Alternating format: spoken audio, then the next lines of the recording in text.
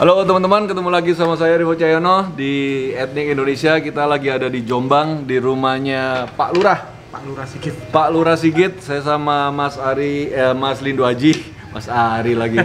Kangen sama Mas Ari, bisa geni nih kayak. Ini Mas Lindo Aji, teman-teman.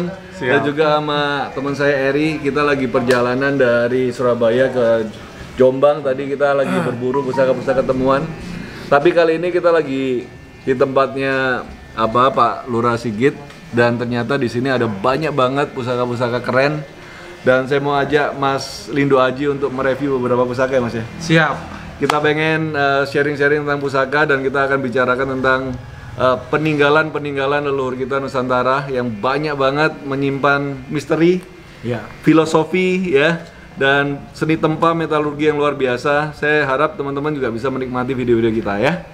Oke Mas, kita lagi pengen bahas apa nih Mas? Ini ada satu koleksi guys dari Mbah Lurah. Ada satu koleksi Lurah Sigit ini.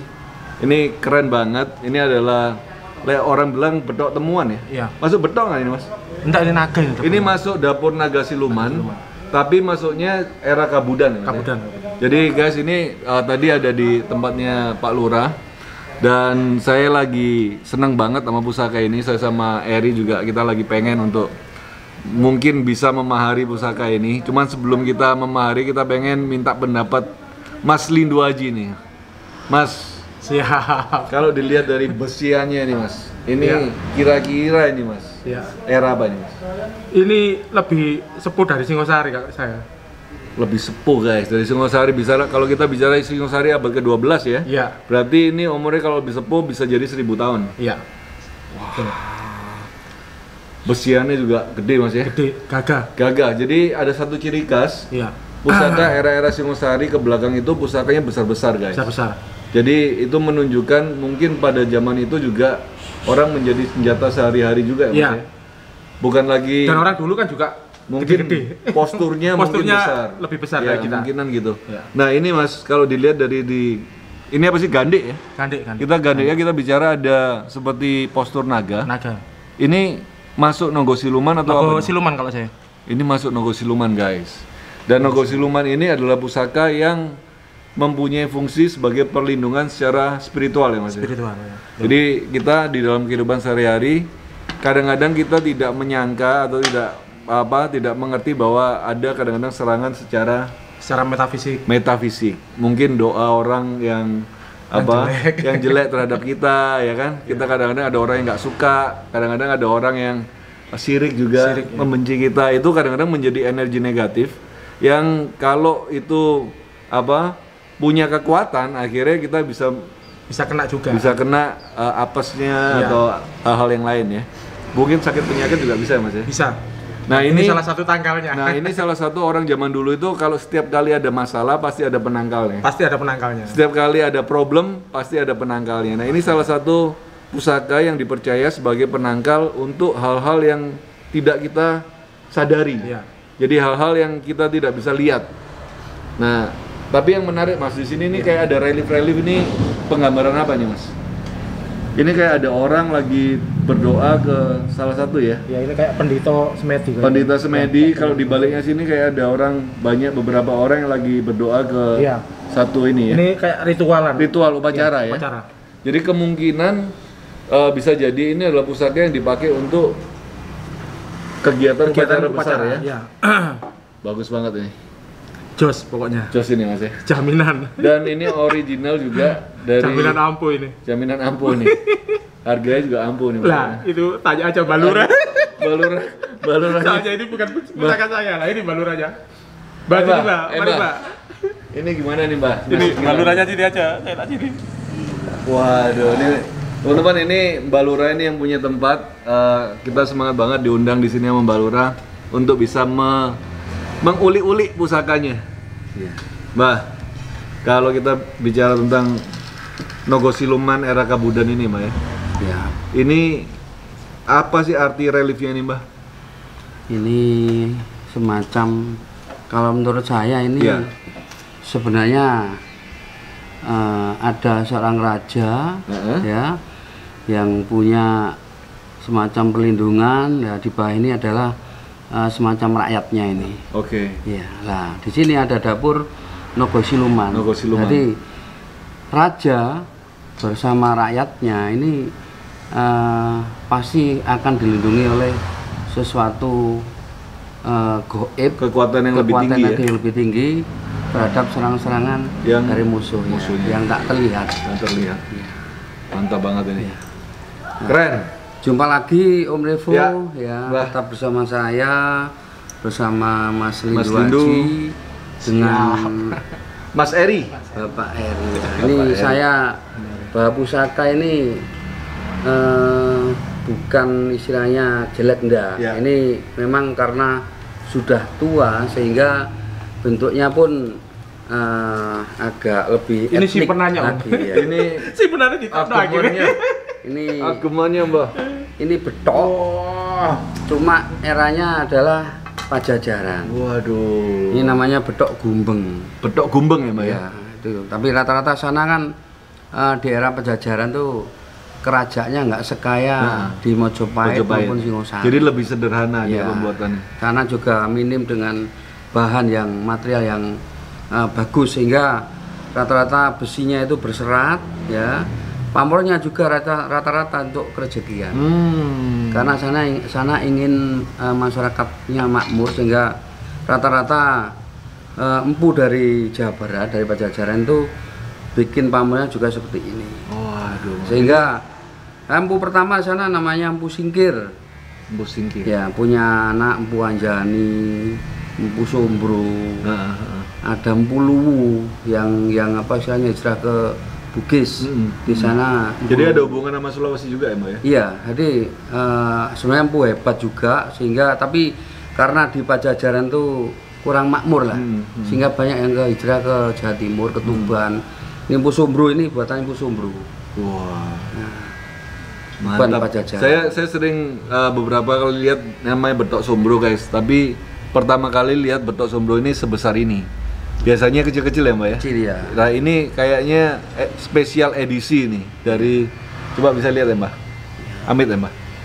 Wah, ini bagus banget guys. Pamornya semacam daun. Pamornya seperti pamor apa, Mbak? Pamor daun. Pamor daun ya? Saya tetap memanjang. Dan besinya yang lempung ya, Mbak ya? Iya. Besinya itu Lempung berserat. Ya. lempung berserat. Ini agemannya, Mbak. Kenapa kok ini disimpan sama ini katanya ini menurut saya ini setiap keinginan kita harus tercapai. Jadi filosofinya itu apa yang menjadi keinginan saya ya. Mudah-mudahan apapun caranya terjadi juga. Terjadi juga. Wah, kayaknya kita harus punya pusaka yang seperti itu guys. Betok gumbeng. Betok gumbeng. Nah gini nih, Mbak, ini kan agemannya Mbak Sigit nih. Iya. Ada perlakuan khusus nggak sih, Mbak? Sebenarnya kita harus tetap menghormati terhadap semua pusaka karena bagaimanapun juga itu pembuatannya juga melalui proses yang panjang oleh empunya. Ya. Semuanya ada doanya, ada tirakatnya. Kita untuk melakukan penguatan sebuah pusaka adalah tetap membersihkan, tetap mengasih minyak wangi-wangian. Ya. Itu saja. Sesuai tradisi ya. Iya, sesuai tradisi. Supaya pertama untuk menjaga supaya tidak karat. Kedua, wangi-wangian itu juga perlambang supaya perbuatan kita juga bisa menjadi perbuatan yang baik terus. Betul. Jadi pusaka itu dikasih wangi supaya pemiliknya ini tidak menggunakan pusaka itu untuk kejahatan, kan? Itu intinya. Dan warangka juga warangka tua banget ya gimana? Iya, ini aslinya ini. Aslinya ini, mantap. Jarang ada yang aslinya ini. Jos, pusakanya Mbak Sigit ini keren-keren guys. Sini termasuk salah satunya. Nah sekarang kita review pusakanya Mas Lindu nih. Apa nih Mas? Siap, ini aja. Ayo Mas, silakan Mas. Ini pusaka saya yang ya lumayan lama lah. Dapurnya Sinom ya? Sinom Robyong. Dan ini pusaka dulu pernah dimahari 3 kali. Oh iya. Dan alhamdulillah balik terus ke saya. Oh, itu Gak tahu. Balik lagi. Ini ada mistisnya apa saya nggak tahu. Iya. Cuma ya begitu ceritanya, balik terus. Setelah dimahari dapat 1 bulan balik. Oke guys, ini yang katanya Mas Lindu Haji adalah pusaka yang selalu dimaharkan ke orang, tiba-tiba orang itu nggak tahu ada apa-apa, selalu kembali gitu ya. Iya Mas ya? Siap. Jadi istilahnya pusaka ini mencari tuannya pengen kembali lagi ke Mas Ari. Nah, gitu. Mas Lindu Haji ya. Kita lihat ya guys ya. Siap. Kangen sama Mas Ari nih ngomongnya. Waduh, ini keren banget guys. Ini namanya pusaka dapur Sinom Robyong. Sinom Robyong itu adalah cirinya selalu mewah. Ada ini apa sih namanya? Gerenengan ya? Gerenengan di sini, gerenengan di sini. Ini mewah banget pusakanya. Panjangnya sekitar 40 cm kurang 40 ya? 40 cm kurang. 39. Pusaka yang ideal banget. Dengan pamornya apa nih Mas? Kayaknya batu lapa kayaknya. Masuk batu lapa ya? Ada di sini ini batu lapa. Wah ini pusaka bagus banget guys. Masih ada ini apa namanya nih Mas? Kalau ini selorok ya? Seloroknya. Tikel alisnya juga jelas banget. Mas ini era apa ini Mas? Ini kalau saya sendiri ini kayaknya Mataram, tapi ada yang mengatakan ini keris Bali. Oh, oke.